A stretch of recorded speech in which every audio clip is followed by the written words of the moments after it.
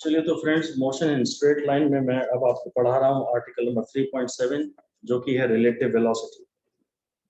अब relative velocity वो चीज़ है जो आप अगर आप एक गाड़ी में बैठे हैं और आप किसी दूसरी चलती हुई गाड़ी को देख रहे हैं, तो जो आपको दिख रहा है, जो वेलोसिटी आप फील कर रहे हैं ना, हमेशा हमारा ब्रेन जो वेलोसिटी रजिस्टर करता है ना, वो हमेशा रिलेटिव वेलोसिटी को रजिस्टर करता है। तो ये बात लिख दीजिए, when an observer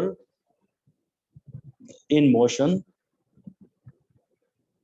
when an observer itself in motion, when an observer itself in motion observes, when an observer itself in motion observes another moving body, observes another moving body,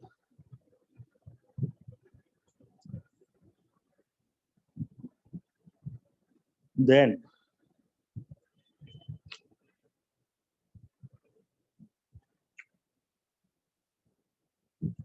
he observes relative motion. He observes relative motion.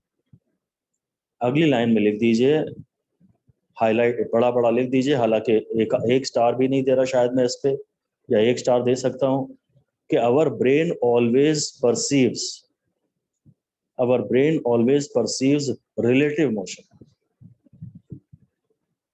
हमको जो दिखता है वो हमेशा relative motion ही दिखता है। अगर एक ऑब्जेक्ट, मैं रेस्ट पे हूं और किसी चलती हुई बॉडी को देख रहा हूं, फिर तो रिलेटिव मोशन की कोई बात ही नहीं है। फिर जो मोशन है बस वही एब्सोल्यूट मोशन भी है और वही रिलेटिव मोशन भी है। पर हम लोग हमेशा रिलेटिव मोशन ही हमारा ब्रेन देखता है, ये बात आपको समझ में आनी चाहिए। फिर ये भी बात लिख दीजिए कि रिलेटिव मोशन या concept of relative motion is applied,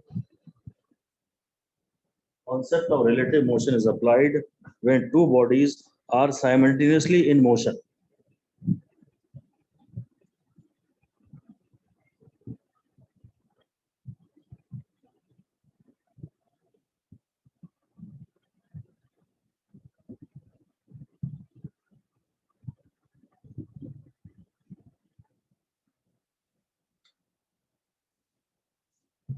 वही कह रहा है, मान लीजिए एक ट्रेन है और दूसरी ट्रेन है, दो ट्रेन पैरेलल चल रही है, मान लीजिए दो कार पैरेलल चल रही है और सपोज दोनों की स्पीड ग्राउंड के रिस्पेक्ट में सेम है।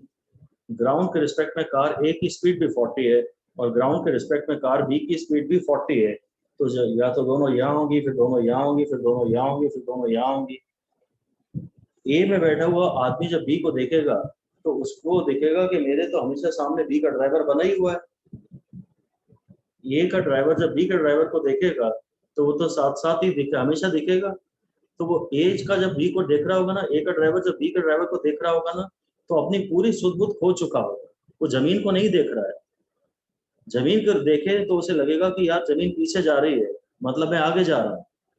पर अभी वो सिर्फ ए का ड्राइवर बी का ड्राइवर को देख रहा है और ये तो वहीं का वहीं बना हुआ है। तो वो तो कहेगा कि भाई मेरी वेलोसिटी 0 है, हम लोगों के बीच में डिस्टेंस चेंज ही नहीं हो रहा, हम लोगों के बीच में रिलेटिव वेलोसिटी 0 है।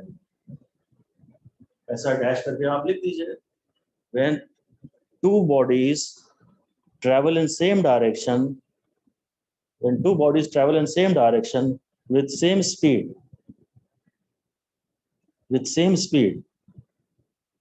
then relative velocity between them is 0. Then relative velocity between them is 0. Because there is no relative separation. There is no relative displacement. A के ठीक सामने हमेशा B बना ही हुआ है। A और B के बीच में कोई डिस्टेंस चेंज ही नहीं हो रहा है, तो रिलेटिव वेलोसिटी उस समय इनके बीच में 0 आएगी। ये जो स्टेटमेंट है, इस स्टेटमेंट पे मेरे ख्याल से आप 3 स्टार दे दीजिए। तो दो बॉडीज हैं, सेम डायरेक्शन में सेम स्पीड से जा रही हैं, तो उनके बीच में रिलेटिव वेलोसिटी 0 होती है। भाई अगर कुछ वेलोसिटी है तो फिर डिस्प्लेसमेंट भी तो होना चाहिए ना। ए के सामने हमेशा बी बना ही हुआ है, ए सिर्फ बी को देख रहा है, तो उसको तो सिर्फ दिख रहा है कि जहां मैं हूं वहीं बी है। ये पहले भी मेरे सामने था, अभी भी मेरे सामने, और अभी भी मेरे सामने है, तो मतलब कोई चल ही नहीं रहा है। इन दोनों के बीच में कोई रिलेटिव डिस्प्लेसमेंट नहीं है, ऐसा अब की बार हम कहेंगे। क्वेश्चन लिख दीजिए, एक क्वेश्चन लिख दीजिए। हाँ बोलिए। Sir, can you repeat the entire statement again? मैं एंटायर थिंग मेरी तो नहीं रिपीट कर रहा, पर मैं मेरे अगले क्वेश्चन में ये बात आपको समझ में आ जाएगी, उसके बाद मैं रिपीट कर दूंगा। अभी एक क्वेश्चन लिखिए, body A travels with the speed of 40 metre per second. Body A travels with the speed of 40 meter per second with respect to ground. With respect to ground का मतलब होता है कि when seen by an observer standing on ground, bracket में लिख दीजिए, when seen by an observer standing on ground, body A की speed है 40 metre per second with respect to ground. अगर ये कुछ भी नहीं बोलते हैं और बोलते हैं खाली 40 मीटर पर सेकेंड, तो इसका यही मतलब होता है with respect to ground. A की स्पीड है 40 metre per second with respect to ground, और बी की स्पीड मतलब विद रिस्पेक्ट टू ग्राउंड मैंने बता दिया कि कोई ऑब्जर्वर ग्राउंड पे खड़ा है। जब बी की स्पीड है, आगे लिख दीजिए कि a body B is traveling in same straight line, a body B is traveling in same straight line on a parallel track. Body B is traveling in same straight line on a parallel track with a speed of 50 meter per second. With the speed of 50 meter per second. और कुछ नहीं बोला है, इसका मतलब फिर से लिख सकते हैं ब्रैकेट में with respect to ground.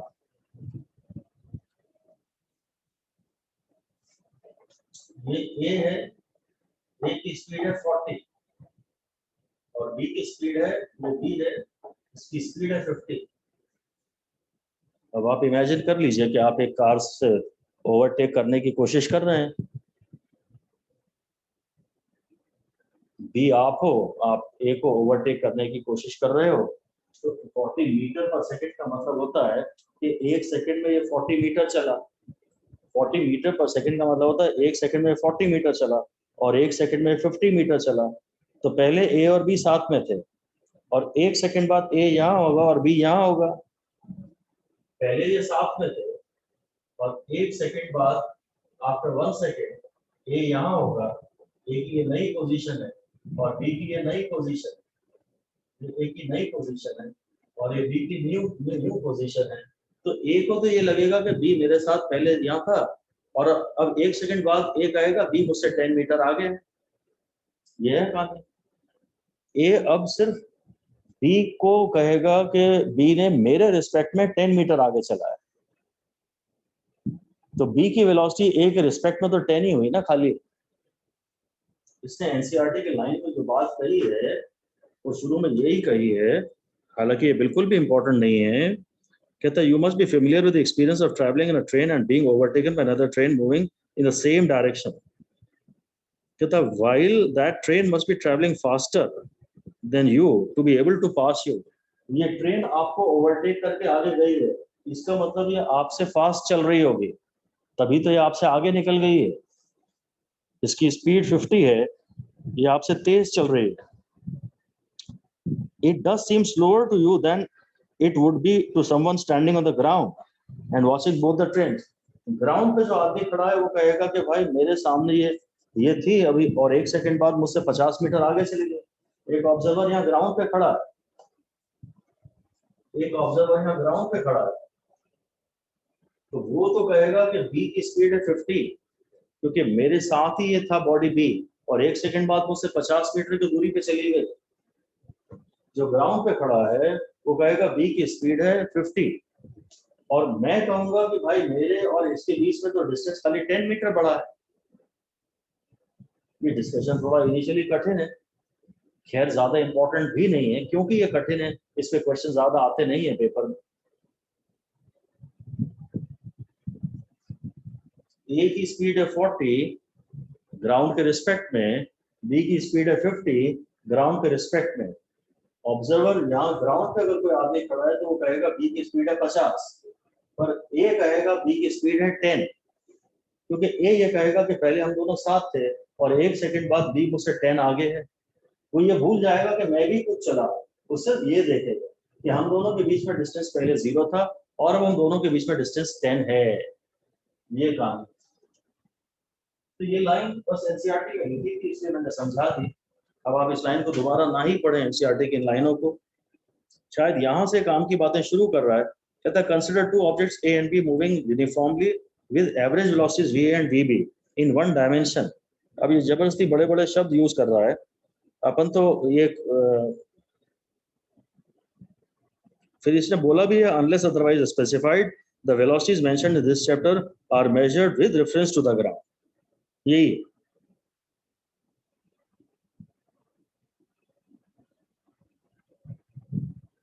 मैं तो आपको सीधे काम की ही बात अगर बताऊं तो मैं फॉर्मूला ही बताना चाहूंगा। आप हेडिंग दे दीजिए सीधे,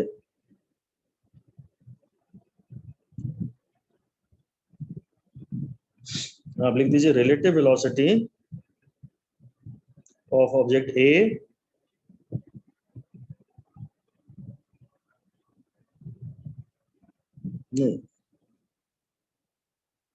with respect to object B, with respect to object B,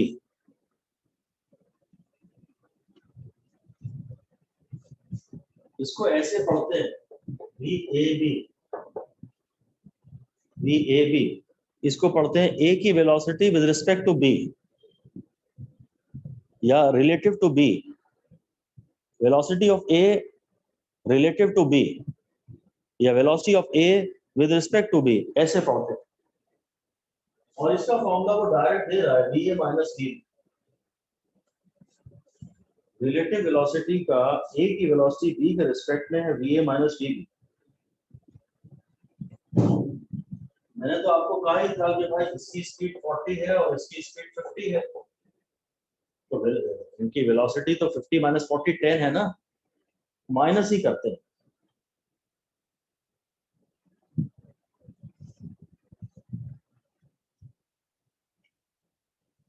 ए की वेलोसिटी बी के रिस्पेक्ट में है VA माइनस VB। हाँ, ये जो फॉर्मूला है ये काम का है। या अगर VBA लिखो, बी की वेलोसिटी ए के रिस्पेक्ट में, तो वो VB माइनस VA। ये जो फॉर्मूले हैं ये बिल्कुल 5 स्टार वाले हैं, केवल यही काम के हैं। इसके पहले जितनी भी इन्होंने बातें की हैं सारी बेकार हैं। आप बिना किसी सपोर्ट के, बिना किसी डेरिवेशन के डायरेक्टली इन फॉर्मूलों को एक्सेप्ट कर लीजिए कि VAB का मतलब होता है VA माइनस VB या VBA का मतलब होता है VB माइनस VA। VAB को हम पढ़ते हैं A की velocity with respect to B और VBA को हम पढ़ते हैं B की velocity with respect to A। इसको पढ़ते हैं velocity of A with respect to B या velocity of B with respect to A।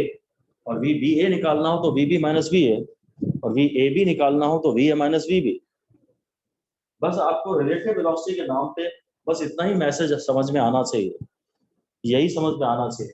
अब अगर देखो दोनों सेम वेलोसिटी से जा रहे हैं, सेम से जा रहे हैं, तो फिर तो ये V माइनस V हो जाएगा, 0 आ जाएगा। वही मैंने पहला स्टेटमेंट आपको हाईलाइट करवाया था। ऐसा लिख दीजिए, if two bodies move in same direction with same velocity, if two bodies move in same direction with same velocity, then their relative velocity is 0. अब ये फॉर्मूले से बात समझ में आ गई।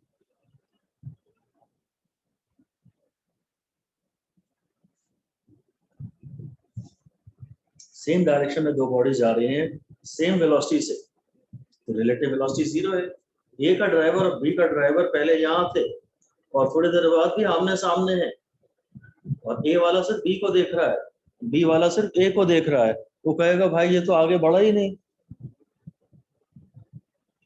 पहले भी ये मेरे साथ था और बाद में भी ये मेरे साथ है, इनके बीच में कोई रिलेटिव डिस्प्लेसमेंट ही नहीं हुआ। जब डिस्प्लेसमेंट ही नहीं हुआ इसका मतलब वेलोसिटी भी नहीं रही होगी इनमें। वेलोसिटी होती तो जिसकी वेलोसिटी होती वो आगे निकल जाता। बेसिकली आपको इस चैप्टर में हमें सिर्फ ज्यादातर मैथमेटिक्स से ही मतलब होता है। मैथमेटिक्स अपने आप सारी थ्योरी को इंक्लूड कर लेती है, इस मैथमेटिक्स ने सारी थ्योरी को इंक्लूड कर लिया है। अब अगर ये सेम डायरेक्शन में जा रहे हैं और सेम वेलोसिटी से, तो रिलेटिव वेलोसिटी अपने आप 0 आ ही जाएगी। इसलिए आप सिर्फ इससे ही पढ़िए। रिलेटिव वेलोसिटी का अगर आप शॉर्ट नोट बनाएंगे तो बस हेडिंग देंगे और ये सीधे लिख देंगे। हाँ, VAB को पढ़ते कैसे हैं वो आप देखेंगे कि A की वेलोसिटी रिलेटिव टू B, यानी ए की velocity as seen by B, इसको मैं थोड़ा और ऐड कर दूं तो लिख दीजिए VAB means velocity of A with respect to B. VAB means velocity of A with respect to B, ये तो हमने पढ़ा ही है, ब्रैकेट में लिख दीजिए assuming that B is at rest.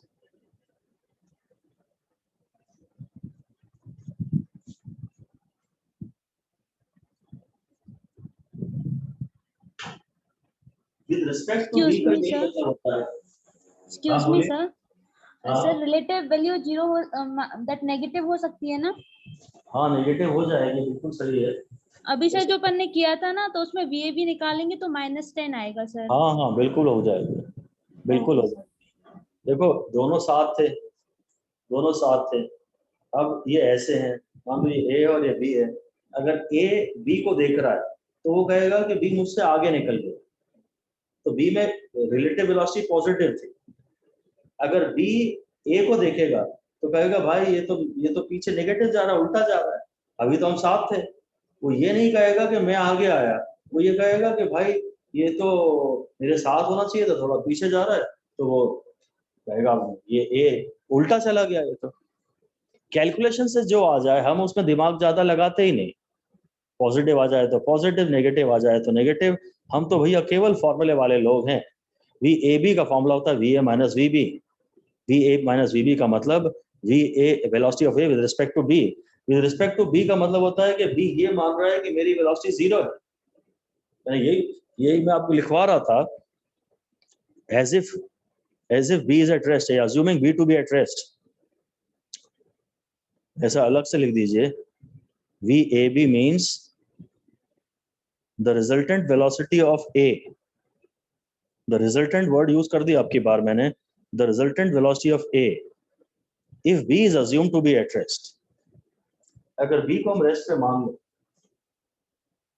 अगर हम B को रेस्ट पे मान लो, यही रिलेटिव वेलोसिटी होती है. बस फिलहाल आपके काम का केवल यही मतलब है कि आप तो बस ये समझिए VAB का फॉर्मूला है VA माइनस VB और VBA का मतलब है VB माइनस VA.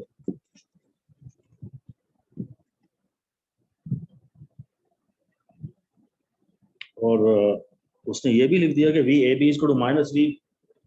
हाँ तो ये तो है VAB is equal to minus VB. ये भी मेरे को बहुत ज्यादा काम की इम्पोर्टेंट चीज तो नहीं है भाई. वो तो वो है ही. अगर A देखेगा B को और वो कहेगा कि B मुझसे 10 मीटर आगे है, तो B देखेगा A को और B कहेगा A मुझसे 10 मीटर पीछे है, तो जो VAB होता है उसका उल्टा माइनस VBA होता ही है. ये रिजल्ट काम का नहीं है. सिर्फ VAB और VBA जो फॉर्मूले आपने लिखे हैं केवल वही काम के हैं. अगर इक्वल वेलोसिटी से चल रहे हैं तो 3.16 फिगर हम बनाते हैं. Position time graph for two objects with equal velocities. अगर एक ही ऑब्जेक्ट हो और वो कांस्टेंट वेलोसिटी से चल रहा हो, एक ही ऑब्जेक्ट हो और वो कांस्टेंट वेलोसिटी से चल रहा हो, तो उसका xt ग्राफ ऐसा आएगा, क्योंकि xt ग्राफ का स्लोप वेलोसिटी होता है. अगर एक ही ऑब्जेक्ट हो और वो कांस्टेंट वेलोसिटी से चल रहा हो तो उसका xt ग्राफ ऐसा आएगा. और दूसरी बॉडी ये है A. अब xt ग्राफ का स्लोप होता है वेलोसिटी. अगर दोनों की वेलोसिटी सेम है तो दोनों का स्लोप सेम होना चाहिए. ये आप इधर लिख सकते हैं इस ग्राफ को. ये फिगर 3.16 है और लिख दीजिए या हेडिंग दे दीजिए या नीचे लिख दीजिए. हेडिंग दे दीजिए position time graphs of two objects with equal velocity. यही हेडिंग दे दीजिए position time graphs of two objects with equal velocities. Position time graphs of two objects with equal velocities. उसमें बस आप तो यही लिख दीजिए कि भाई slope of xt graph is called velocity xt graph का स्लोप्स वेलोसिटी कहलाता है. If velocity is same the slopes will be same. अगर वेलोसिटी सेम होगी तो स्लोप सेम होंगे. हमने इन दोनों ग्राफ का स्लोप सेम दिखाया है. जितना एंगल इसका है उतना ही एंगल इसका है. दोनों ग्राफ का स्लोप सेम दिखा दीजिए. बस अभी तो इतनी ही बात करिए. अब जो x इनके बीच में यहाँ था ना शुरू में t = 0 पे, जो x इनके बीच में यहाँ था वही x इनके बीच में यहाँ भी बना हुआ है. पैरेलल ग्राफ्स है ये बॉडी की जर्नी नहीं दिखा रही. जर्नी तो बस x डायरेक्शन में हो रही है. जा तो बॉडी यहाँ रही है, जा तो दोनों x डायरेक्शन में ही रही है. तो ये एक्चुअली बॉडी का मोशन नहीं दिखा रही. पर एनीवे जो x इनके बीच में शुरू में था वही x इनके बीच में बाद में भी है. ठीक है, ये ग्राफ अलग से किसी स्कूल एग्जाम वगैरह में पूछ सकते हैं. मेरे ख्याल से नीट के लिए तो ये ग्राफ इंपॉर्टेंट नहीं है, इसलिए मैं बस इसमें 1 स्टार ही दे रहा हूँ. बी फिगर दे रहा है VA is greater than VB. B की बात कर रहा है. Then VP minus V is negative. One graph is steeper than the other, and then meet at a common point. For example, ये क्वेश्चन लिख दीजिए आप. तो एक क्वेश्चन लिख दीजिए सब कि VA is equal to 20 meter per second, and at t is equal to 0, the position of A is 10 meter on x-axis. A की स्पीड है 20 मीटर पर सेकेंड और इनिशियली वो स्टार्टिंग लाइन से 10 मीटर ऑलरेडी आगे था. VA है 20 metre per second और XA 0 का मतलब होता है A की पोजीशन है t = 0. A की पोजीशन है t = 0, XA 0, वो 10 दिया. XA 0 लिखते हैं कि A का x at t = 0 जो ब्रैकेट पे लिखा होता है वो मतलब टाइम होता है at t = 0. ओके, और आगे लिख दीजिए VB is equal to 10 meter per second. VB है 10 meter per second and initially at t is equal to 0, initially at t is equal to 0, B is 40 meter away from the origin.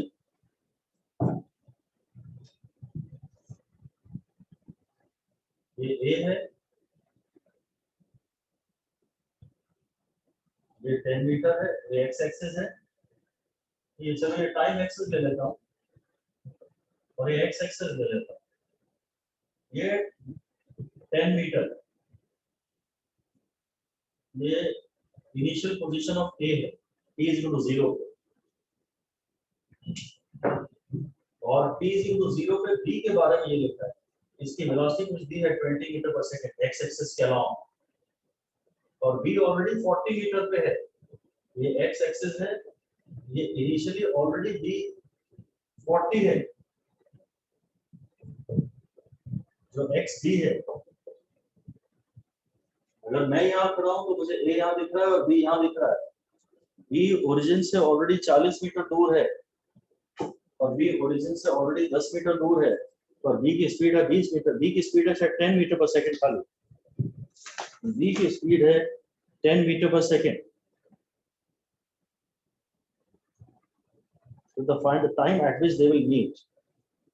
ये question लिख दीजिए. Find the time at which they will meet.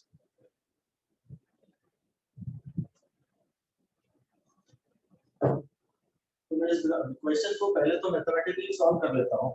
जब ये मिलेंगे तो इनका x same रहेगा. ये इंपॉर्टेंट बात है कि when two bodies meet, when two bodies moving along x axis meet,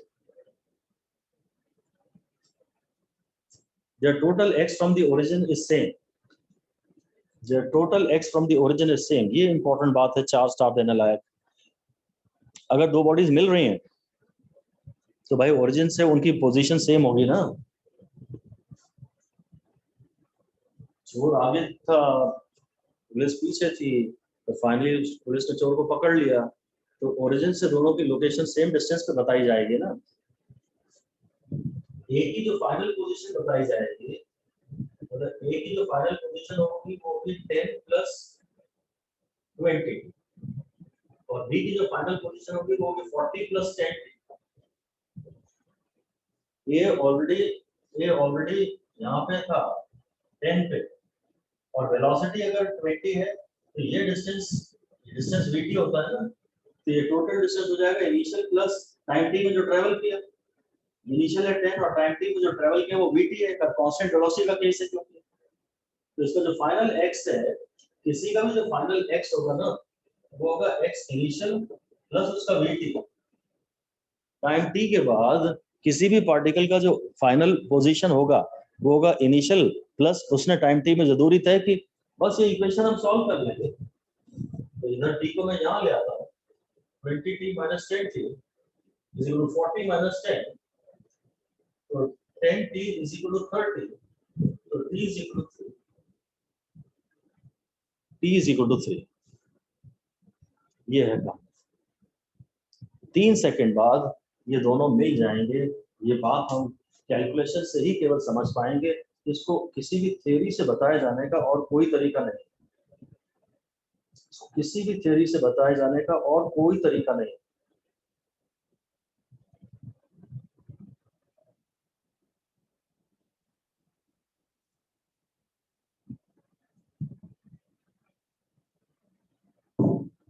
ठीक है, अब ये बात हम ग्राफ में दिखाते हैं।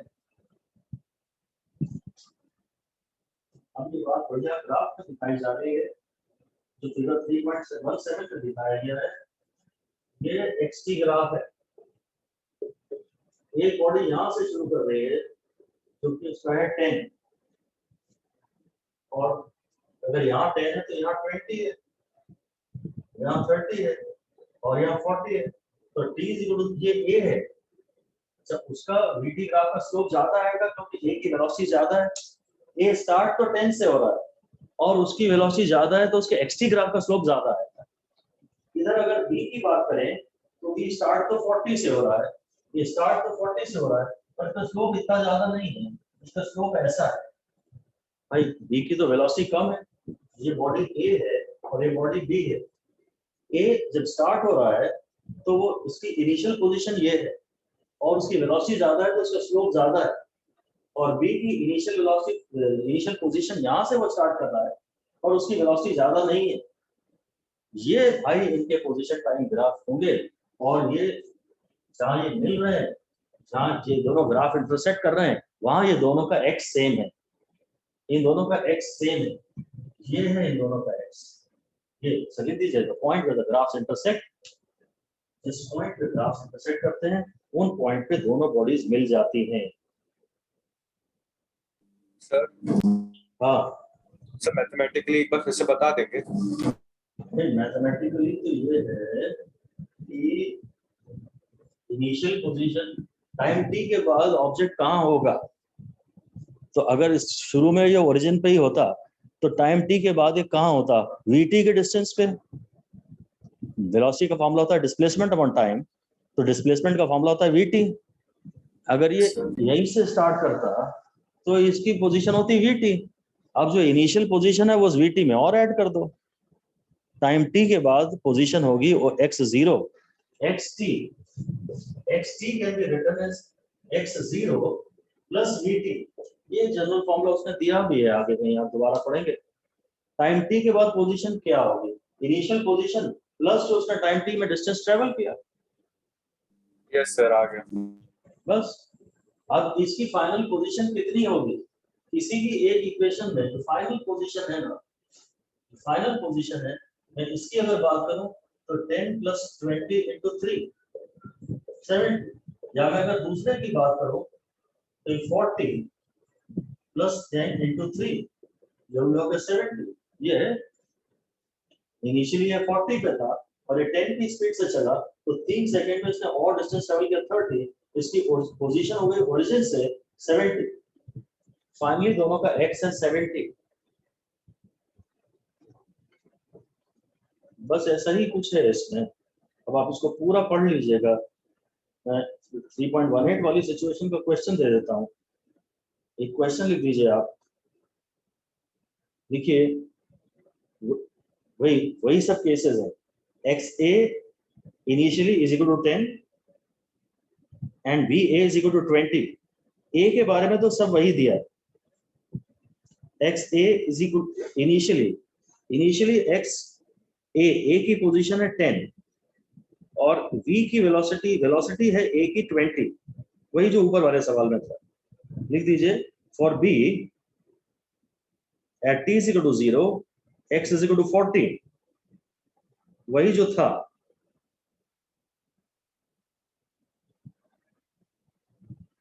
But VB is equal to -10, बस VB is equal to -10, find the time after which they will meet। कितने टाइम बाद ये बॉडीज मिलेंगी, कितने टाइम बाद ये बॉडीज मिलेंगे। तो A की फाइनल पोजीशन जो है ना, A की जो फाइनल पोजीशन है वो A की इनिशियल पोजीशन है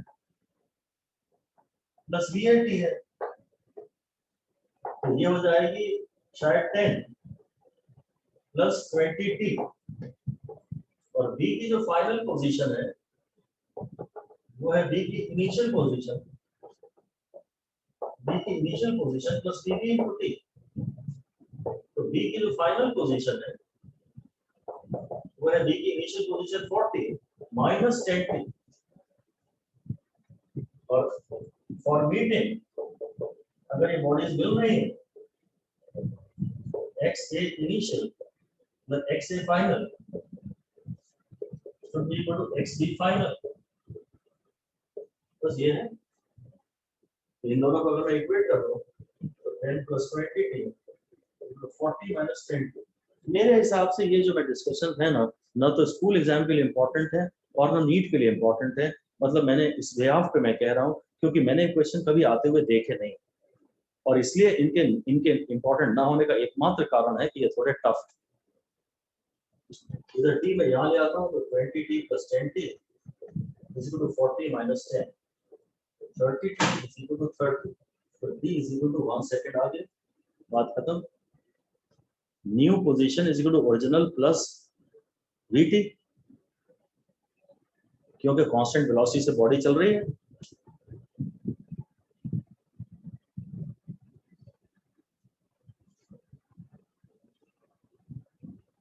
बहुत कठिन भी नहीं है पर फिर भी इसको भी कठिन माना जाता रहा है, और 2015 और 16 जैसे पेपरों में भी ये कभी नहीं आया है। अगर मैं इनके ग्राफ बनाऊंगा भाई तो A की स्पीड है 10, A की ओरिजिनल पोजीशन है 10 और जा रहा है वो ऐसा तेज लपक के। A की वेलोसिटी काफी ज्यादा है और A की वेलोसिटी पॉजिटिव है तो स्लोप पॉजिटिव है। और अगर B की बात करूं तो B स्टार्ट तो यहाँ से हो रहा है 40 से, पर उसकी वेलोसिटी नेगेटिव है तो उसके एक्सटी ग्राफ का स्लोप नेगेटिव होगा, ऐसा होगा। ये B है और ये वो टाइम है जहां ये मिल रहे हैं और ये वो x है जहां ये मिल रहे हैं। ये xt ग्राफ है, A की वेलोसिटी पॉजिटिव है तो A का xt ग्राफ का स्लोप पॉजिटिव होगा। B स्टार्ट थोड़ा आगे से हो रहा है और उल्टा आ रहा है, वापस आ रहा है। A यहाँ जा रहा है तो B यहाँ आ रहा है। A ऑलरेडी 10 से स्टार्ट हो गया, ओरिजिन से और दूर जा रहा है और उसी स्ट्रेट लाइन में B वापस आ रहा है थोड़ा आगे से। A यहाँ जा रहा है, ये ओरिजिन है, जहां आप बैठे हो वहां ओरिजिन है, ये A जा रहा है और ये B आ रहा है, ये कहाँ मिलेंगे? ये इक्वेशन है t इक्वल टू 1। तो t इक्वल टू 1 के बाद t इक्वल टू 1 के बाद किसी भी एक इक्वेशन में डाल दीजिए, इसमें डाल देते हैं जैसे, तो ये हो जाएगा 10 प्लस 20 इंटू 1 यानी 30। इसको भी देख लेते हैं 40 माइनस 10 इंटू 1। हाँ, एक सेकंड बाद ये मिलेंगे और 30 पे मिल जाएंगे। ये 10 पे था और ये 40 पे था और दोनों एक दूसरे की तरफ आ रहे हैं, तो 30 पे x is equal to 30 पे और से x is equal to 30 पे they will meet। है तो अच्छा, इंटरेस्टिंग, तो शायद थोड़ा टफ माना जाता है। हाँ, ये मैं श्योर हूं कि पेपर में नहीं आएगा।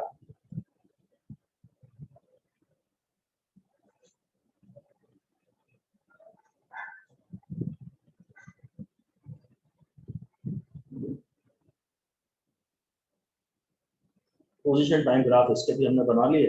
अब लास्ट में एग्जांपल 3.9 देख रहे हैं बस। 3.9 कह रहा है 2 parallel rail tracks run north south. ठीक है, नॉर्थ से साउथ तक की तरफ पटरी है। ट्रेन ए नॉर्थ की तरफ जा रही है, उसकी स्पीड अब की बार किलोमीटर पर आवर में दे दी है, और ट्रेन बी साउथ की तरफ जा रही है और उसकी स्पीड भी किलोमीटर पर आवर में दी है। What is the velocity of B with respect to A? तो ए पार्ट में तो हमें कोई प्रॉब्लम नहीं, B with respect to A. अब एक प्रॉब्लम है, एक बात है कि अगर आप जो किसी एक वेलोसिटी को आपको पॉजिटिव और किसी एक वेलोसिटी को आपको नेगेटिव मानना पड़ेगा।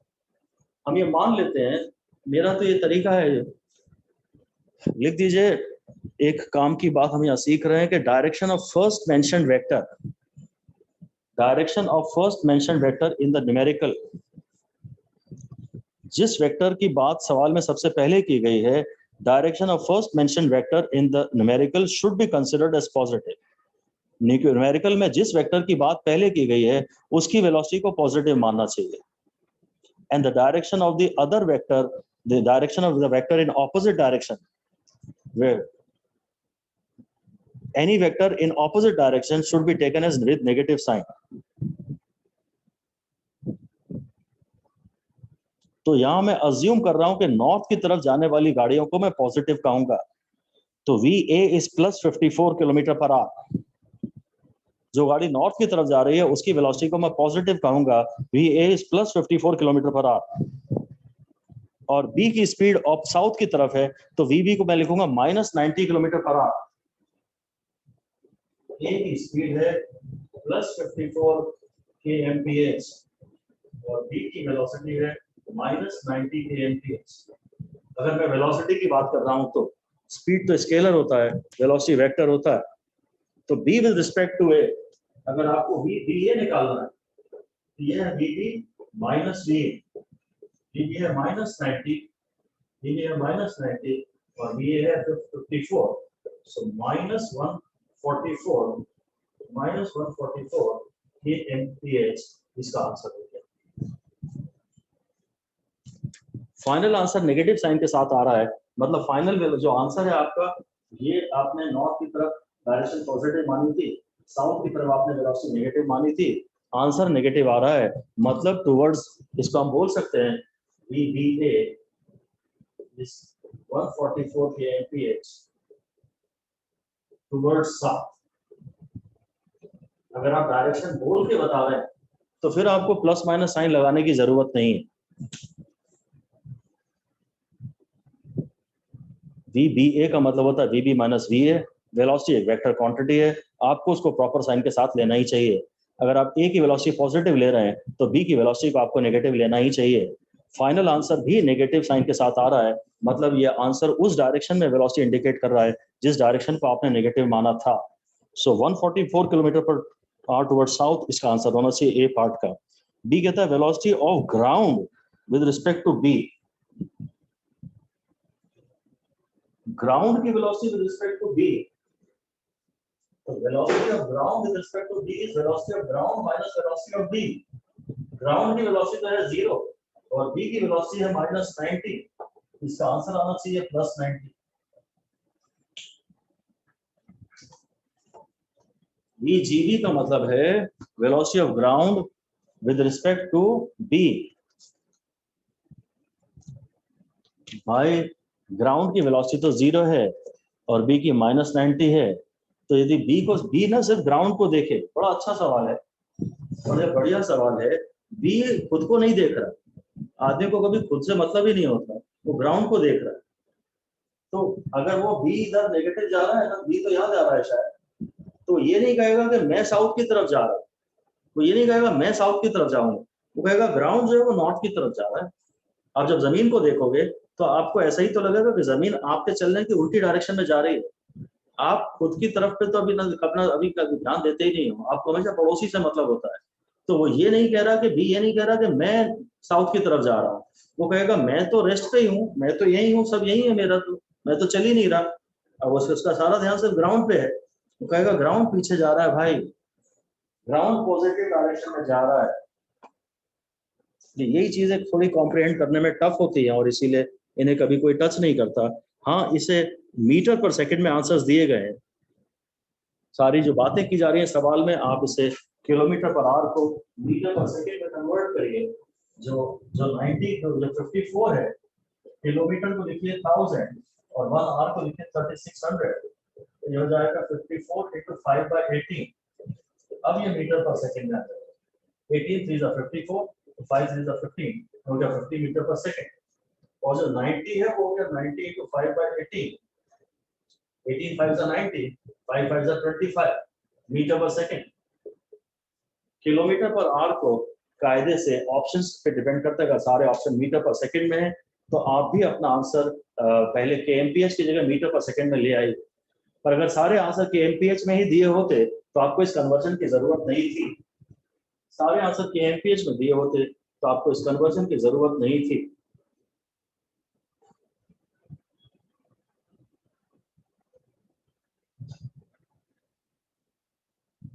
अगर b की relative velocity of b with respect to a निकालनी है तो वो तो मैं कर चुका। ठीक है, सी पार्ट पे ही आ रहे हैं हम सीधे। सी पार्ट कहता है velocity of a monkey running on the roof of a train A against its motion with respect to train A as observed by a man standing on the ground। अब ये थोड़ा सा advance piece हो गया। अब A और B की आपस में बात नहीं हो रही है। C कह रहा है velocity of a monkey running on the roof of the train A against its motion, और मंकी की वेलोसिटी 18 किलोमीटर पर आवर है with respect to the train A as observed by a man on the ground। मतलब आपको मालूम directly भी monkey with respect to A directly दे दी गई। इसी सी वाला पार्ट थोड़ा और भी सड़ा है। सी तो होता ही बहुत सड़ा है।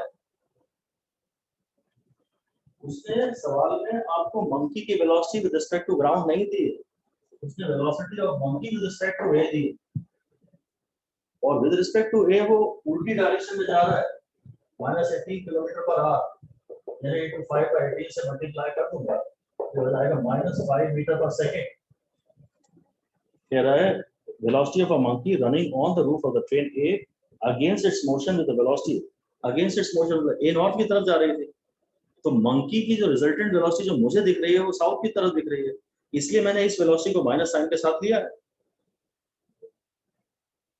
कहता है velocity of monkey running on the roof of the train A against its motion velocity this much with respect to the train A as observed by a man standing on the ground।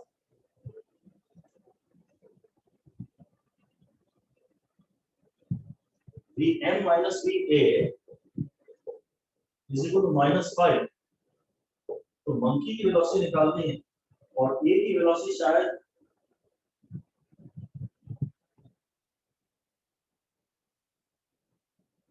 A की velocity उसने दी है 15। A की velocity दी है 15, तो Vm is equal to 15 minus 5 is equal to 10। ये पहला part थोड़े से टफ जाएंगे, ये दिक्कत देंगे, पर अच्छी बात यह है कि इम्पोर्टेंट भी नहीं है। आपको ये समझना पड़ेगा भाई उसने मुझे 18 जो दिया है वो क्या दिया है। सवाल की लैंग्वेज पर फिर से पढ़ते हैं। कह रहा है velocity of monkey running on the roof of the train A against it's motion. मतलब आपको मंकी की वेलोसिटी निकालनी है, खाली वेलोसिटी ऑफ मंकी निकालनी है ना, इसका मतलब होता है मंकी की velocity with respect to ground. ऐसा आप एक लाइन लिख दीजिए, Vm only means velocity of monkey with respect to ground।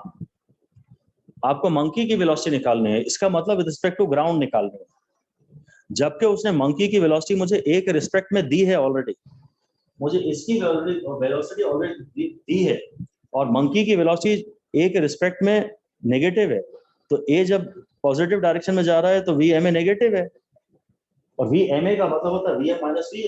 Va मतलब A की velocity with respect to ground वो +15 है।